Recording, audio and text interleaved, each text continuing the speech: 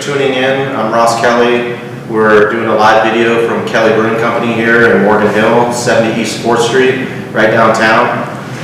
We're an open fermentation brewery. We make all our beers on site, and we also have a love for music and art. So today we're doing an unveiling of our 7th mural on the ceiling. And I'm going to let Dan Craig take it away. He's the one who organizes everything. So without further ado, Dan will explain the whole project and introduce the artist. Welcome everybody. This is our first video unveiling. This is our 7th, as Ross mentioned, and in the series. And this is the first one that we're actually taping due to the COVID-19 quarantine. So maybe this is something we'll do more in the future, but out of necessity, we're going to do it this way today. So we will be doing the unveiling of our next album. I want to talk a little bit about the process that goes into this and how it began. When we started this, I live in the neighborhood. I'm an artist. I have a studio here in downtown Morgan Hill.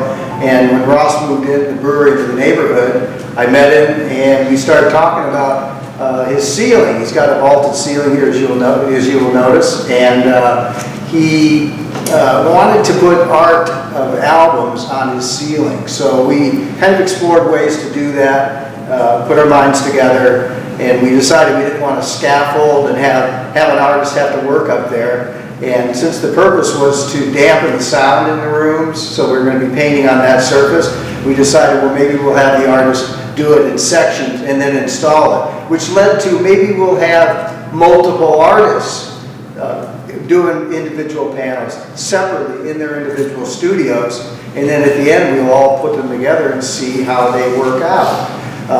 That's what you're going to find the result of on this one today. We lay out the panels, they get instructions on what to paint, but it's up to them to add their color and their own touches to it. So it becomes kind of a mosaic. The first mural we did was unveiled May 2019, Parliament.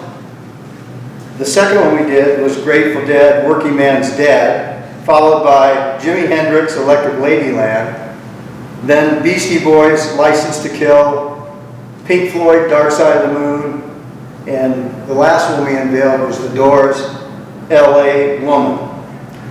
Today's unveiling is Sublime, 40 Ounces to Freedom. It's the 1992 debut album by the Southern California ska punk band Sublime, released by Skunk Records and later re-released by MCA Records. The band is out of Long Beach. They emerged from the South Bay area, which is south of Santa Monica Bay. Bassist Eric Wilson said about the title of the album, it's about a 40-ouncer and the walk to the liquor store. That was our freedom. We were always living a punk rock lifestyle. 40 Ounces to Freedom is one of the highest selling independent released albums of all time. Since this is about the art, not necessarily the music, I want to go into a little bit about a background on the iconic moon shape that was on the album cover. Many of you will probably remember it, many of you may not. What the artist tried to capture was tattoos, stickers, skateboards, doodles in class. The drawing of the forlorn mushroom sun is replicated everywhere in the South Bay area of California, Long Beach area. The cover art was created by muralist and tattoo artist Opie Ortiz, a close friend of the band. He gave Bradley Knoll, the lead singer and guitarist, the iconic tattoo on his back that says Sublime, which was released on a subsequent album in 1996 titled Sublime. Many of you remember that album. Although Ortiz was a member of the next band, Long Beach Dub All-Stars, with some of the members, his most enduring and certainly most widely distributed creation is the sun motif. It has become a symbol of disruptive youth, of drug use, of surf culture, and an anti-authoritarian attitude. The symbol represents the music of 40 Ounces to Freedom.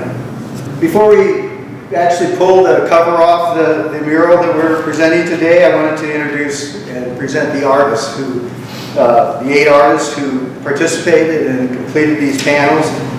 And we have Sandra Wilson out of San Martin, Les Taylor out of Morgan Hill, Lynn Lample from Mountain View, Sophie Kelly, co-brewery owner here and artist, Nancy Wolf, Morgan Hill, Lena Velasquez of San Martin, who now lives in San Francisco, Pat Lewis, also of Morgan Hill, and Karen Hagelin of Morgan Hill. So with that, I think we're ready to unveil the mural.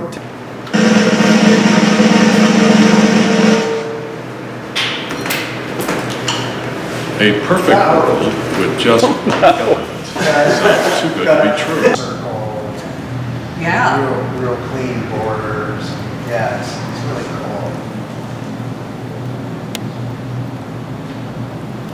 That concludes our unveiling today. I want to thank everybody for viewing. Looking ahead, we are expecting to roll out these murals every month. Hopefully, future ones will be live, and we'll keep you posted on via website and advertising as to when those will occur.